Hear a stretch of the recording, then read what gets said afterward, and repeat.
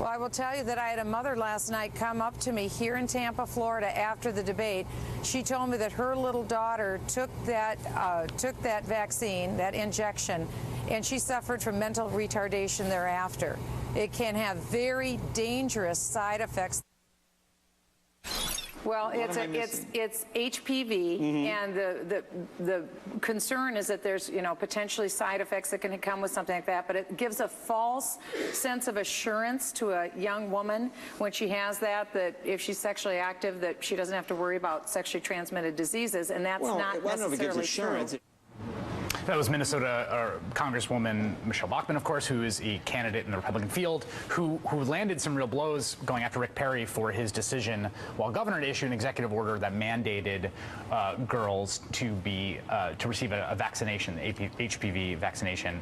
And she's making a lot of hay out of this and also making some claims. As the week went on, those claims sort of got more and more out there. Rebecca, you were sort of shaking your head in despair as we were watching the clip. Well, the fascinating thing, ever since Gardasil has come into the conversation, Gardasil, I should say, is the brand name of the vaccine. Of the vaccine that prevents HPV, which is the root of cervical cancer in something like 70% of people who get HPV, or 70% of cervical cancer cases come from HPV. And people don't know they have HPV. People don't know they have it. It's incredibly common. I think 1 in 2 women have it. I mean, it's incredibly common. This is a real innovation, Gardasil and its availability, but it's also been incredibly politicized, obviously, because it is something that has to do with the fact that young people are sexually active. It works best if you get it when you're 12 years old, when you first get it when you're 12 years old.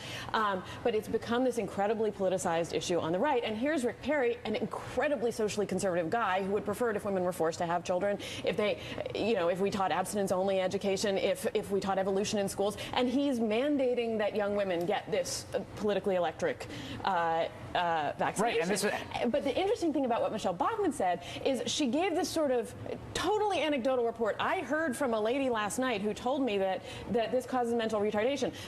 There has been this chain email that's gone around saying Gardasil has all these terrible effects, and then you click on a link and there's a woman telling you about how it just encourages young women to have sex, right? That's the side effect. That's the side effect, is it encourages young women to have sex. The side effect is you don't get HPV, and HPV was great. Right. Because it kept people from having sex, the fear of it. Yeah. But this sort of lady told me that it causes mental retardation is even off the script from the urban legends that are going around in emails. It came out of the blue, and there was no sense. And interestingly, it was Jay Leno who's pressing her and saying, did you ask any follow-up questions of that lady who talked to you? When you run for president, you meet a lot of people who tell you a lot of different things. Will this be a pattern? Will everything that everybody tells you get mentioned in a debate? And I think there's also, Heather, I think there's this really interesting things happening with this about, there's sort of two aspects to it. I think this story is so fascinating for this reason. There's the sort of sexual politics of it, right? And then there's the sort of expert politics of it, which I think are sort of equally fascinating, which is like the capital T they, the experts are telling you need this. But we, the people who are sending the emails, know they're wrong. And I'm actually sometimes somewhat sympathetic to that kind of populism. But that to me is what's sort of striking and what has resonance about the issue, aside from the sexual politics. Absolutely. I mean, there's something that is going on here that we need to be tracking, right? This use of the term crony capitalism. Basically, which I should say Michelle Bachmann raised in the context. Absolutely. Right? Is that Rick Perry, who has a lot of evidence of corruption in his past. Right. Should absolutely be sort of, charged with crony capitalism when you look at the ties to his, Merck lobbyist, former chief of staff, and all of that, right? But this is the biggest Republican liability coming into this presidential election, right, is how connected they are to big business, which is incredibly unpopular in terms of the nexus between Washington and Wall Street and Washington and big oil.